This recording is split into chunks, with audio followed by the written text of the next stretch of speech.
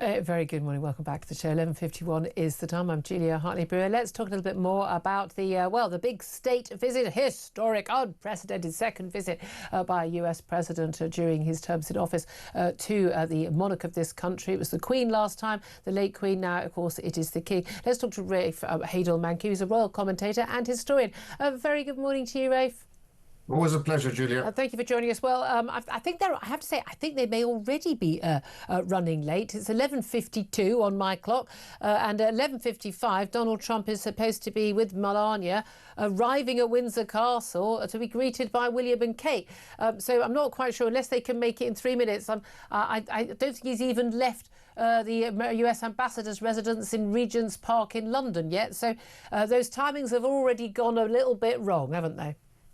Well, at least they don't have to deal with any traffic That's in the thing. part of this trip, because everything, of course, is taking place within the Windsor estate itself. I'm off to Windsor actually later on to do some commentary. Oh, I thought you were going to be going to the banquet. Oh, come on, Rafe. I'd love to see you in white tie. I didn't say I wasn't. I didn't say I wasn't doing that as well. But yes, Windsor has been completely cut off. There's a big wall because of the fear of protests and so forth. So a very unusual state visit, a state visit where no member of the public will actually get to see any of the great pageantry unless they're watching TV. And what do you think? I mean, look, we know why. They know there'll be protests. I mean, last time he came, even the London Mayor, who's written this ridiculous article in The Guardian today. I mean, just be a grown-up, for goodness sake. Understand what we're doing here. With the big baby blimp in Parliament Square. Not that Trump went to Parliament Square at all. He's not been allowed to speak in Parliament, address Parliament, because, of course, they made sure that the visit was, oh, what a shame, Parliament's not sitting from Wednesday onwards. Sorry about that, President. I mean, it is embarrassing that we can't have someone who, I don't agree with every one of his policies. I don't personally think he's a lovely person, but the inability of this country to be grown-ups and understand he's the leader of the free world, is our biggest, most important ally of the biggest, most important country in the world, and we should roll out the red carpet for him if he wants to meet the sodding king. Yeah, there's this ridiculous disconnect. We should be grateful, actually, that in President Trump, we have the most Anglophilic president we've ever had. He's also, I mean, compare him to Joe Biden.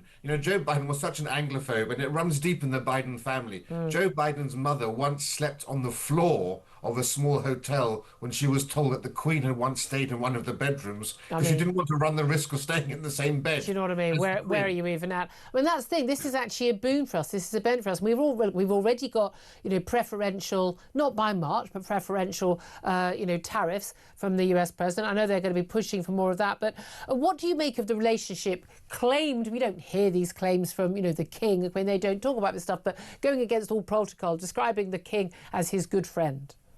Well, we know that their friendship goes back to the 1980s, actually. Prince Charles, as he then was, travelled to Palm Beach and went and visited Donald Trump at Mar-a-Lago, which he had just bought a couple of years prior to that.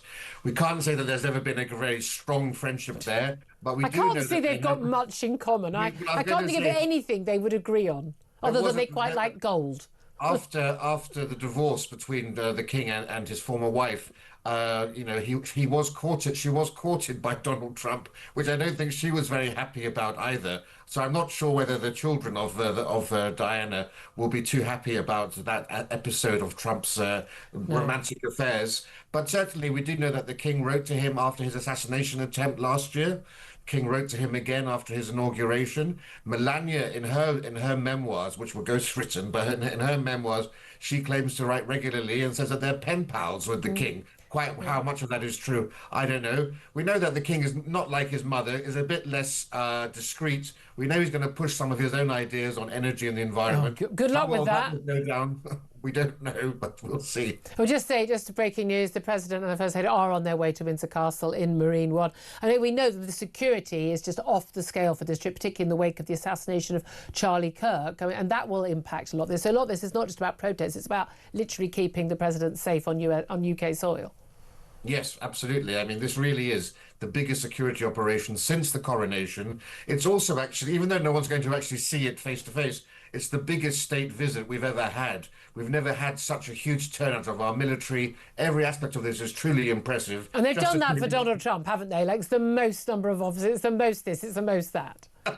Exactly. He wants those photo opportunities. If that's what it takes for him to give us preferential treatment and deals, so be it. It's only the cost of a few million. We've just had announced 20 billion investment by Microsoft, 5 billion by Alphabet. The money from America can pour in. If this is what we need to do it, so be it. Very, very fair points. Thank you very much indeed. That's Rafe Hadel-Mankey's royal commentator and historian.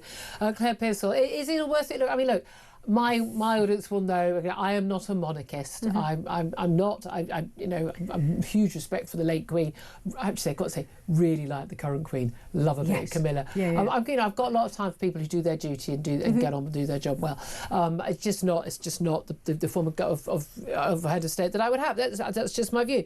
But this is when this is quite literally our trump card. We have a royal family that is well known, and people like Donald Trump love it. And we can play this hand, and it works for us. And we are exceptionally good at it. We have a royal family who know exactly what they're doing. They know exactly what buttons to push.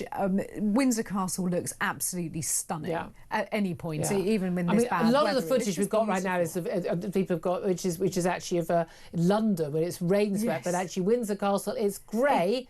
I mean, but always looks... we ain't getting an Indian summer this September, it's quite clear, but it's not. It is dry, so... But it always looks stunning, and with carriages and horses and armed forces on patrol.